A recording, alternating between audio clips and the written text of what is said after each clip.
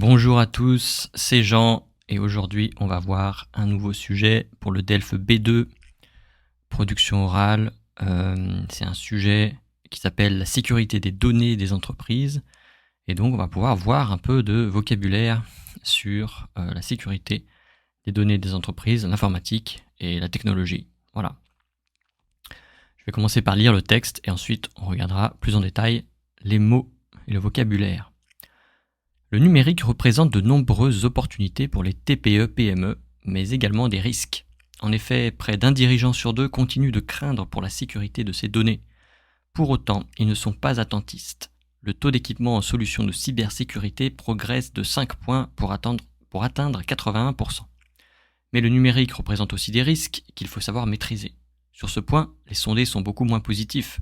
Ainsi, 44% d'entre eux disent craindre de perdre ou de se faire pirater des données. Pour répondre à cette problématique, le gouvernement a mis en place un dispositif d'alerte en cas de cyberattaque à destination des PME-TPE.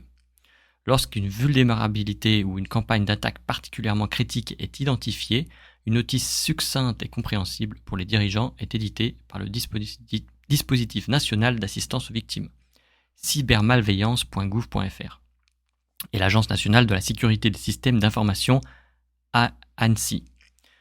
L'objectif est de faire circuler l'information le plus rapidement possible afin que les dirigeants d'entreprise puissent renforcer leur vigilance et ainsi mieux se protéger face aux cyberattaques.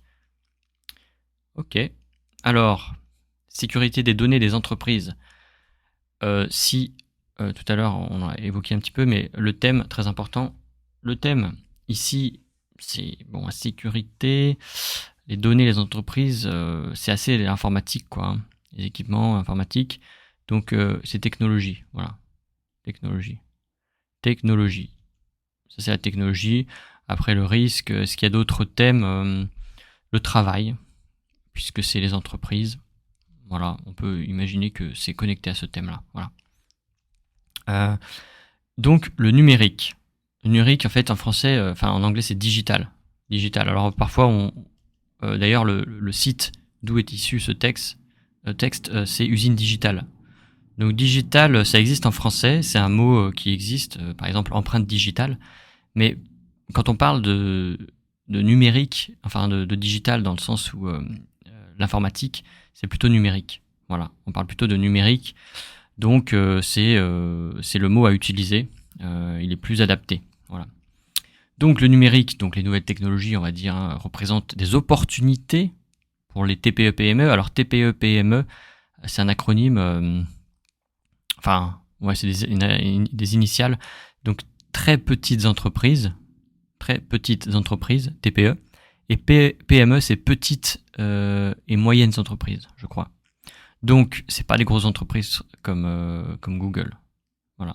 Très petites entreprises et petites et moyennes entreprises. Je crois que c'est ça, il me semble. Et puis là, ils remettent le terme. Donc c'est les entreprises de taille moyenne, je pense que c'est 200, entre 50, alors c'est 0, de 1 à 50 salariés, je crois, puis après de 50 à 200.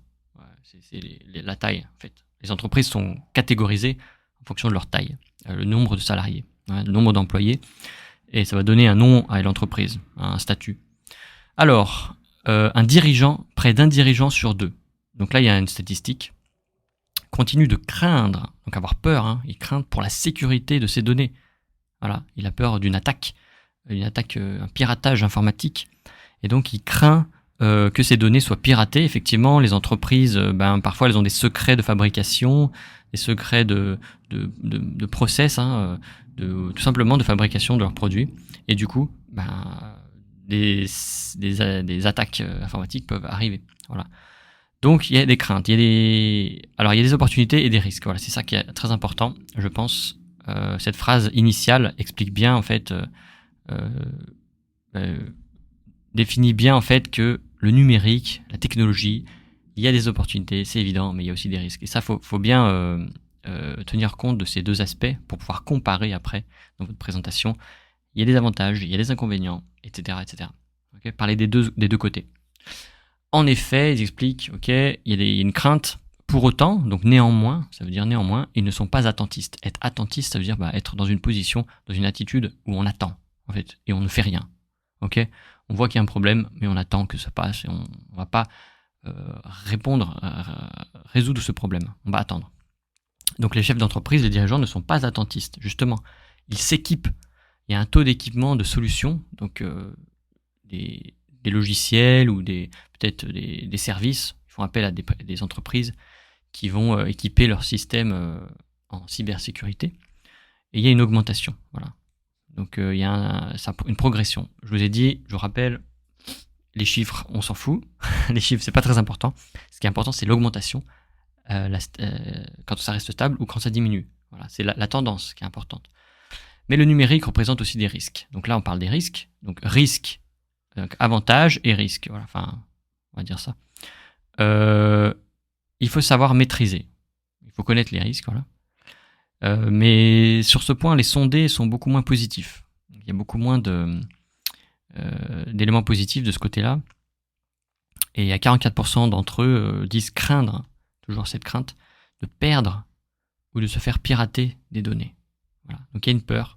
Okay, même s'ils sont équipés, il y a toujours des craintes. Voilà. Il y a toujours la peur qui existe.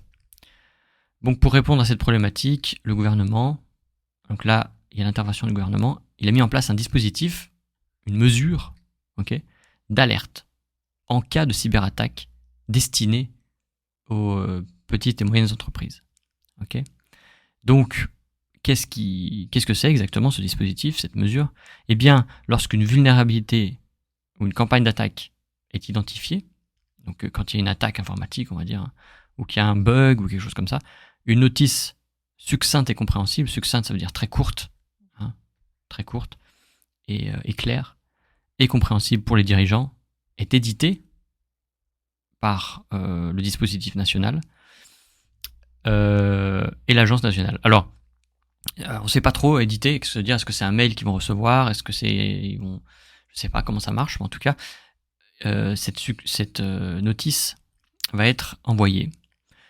Et elle est compréhensible, pourquoi? Parce que, en fait, je pense que c'est du langage c'est compliqué de comprendre quand on n'est pas du métier d'informaticien, comprendre ce qui se passe dans notre entreprise. Il y a une attaque informatique, le système machin, il y a vraiment du vocabulaire très précis, donc c'est pour ça qu'il mentionne compréhensible. Il faut que ce soit compréhensible, effectivement. Un dirigeant, il dirige l'entreprise, mais il n'est pas spécialisé en informatique. L'objectif de ce dispositif est de faire circuler l'information le plus rapidement possible. Voilà. En fait, donner l'information, donner l'alerte, un petit peu, on a cette alerte-là, circuler l'information le plus rapidement possible, afin que les dirigeants d'entreprise puissent renforcer leur vigilance, donc pour qu'ils réagissent et mieux se protéger. Donc s'il y a un doute, dispositif d'alerte et puis réaction, en fait, pour que les dirigeants réagissent face aux cyberattaques. Voilà. Alors, là, on peut se poser des questions. Est-ce que c'est le gouvernement qui doit prendre la responsabilité de ces cyberattaques? Est-ce qu'il faut mieux pas travailler en amont? Est-ce que en amont, c'est-à-dire éviter les cyberattaques plutôt que de réagir juste aux cyberattaques? Est-ce qu'on peut pas augmenter l'éducation justement des dirigeants? On voit qu'ils sont pas éduqués, en fait, ils comprennent pas, même s'ils sont pas attentistes, ils font le maximum, mais ils sont pas des professionnels. Peut-être qu'il faudrait créer des formations justement pour peut-être les directeurs de systèmes d'informatique dans les entreprises. On ne sait pas. En tout cas, voilà, ça peut être des idées. Les données, pourquoi se faire voler les données, c'est risqué. Ça aussi, c'est des questions en fait. Bon, le texte dit que c'est évident que se faire pirater des données, ça peut créer des problèmes. Mais quel type de données? Est-ce que toutes les entreprises sont concernées? Est-ce qu'il y a des entreprises qui en fait, on vole des données, qu'est-ce que ça peut faire en fait? Est-ce que si c'est des données clients, ça peut être une atteinte à la vie privée des personnes, peut-être que ça peut créer des problèmes. Vol de secrets de fabrication, c'est différent. Ou alors des données, je sais pas, qui ne sont pas importantes. Il peut y avoir des données en fait sans aucune importance. Donc quelles entreprises, quelles données? Et je pense que c'est important, une fois que vous avez déterminé les mots-clés données, piratage et dirigeants, là, entreprise, on va dire, définir quelles entreprises, quels dirigeants, est-ce qu'ils sont formés, il faudrait les former, et quelles données. Voilà. Je pense que c'est des réflexions qu'il faut avoir. Après, vous pouvez poser des questions une problématique beaucoup plus large, hein. Mais voilà, j'espère que ça vous aide. Pensez à télécharger la transcription en lien, en description. Et puis je vous souhaite bon courage et à la prochaine fois.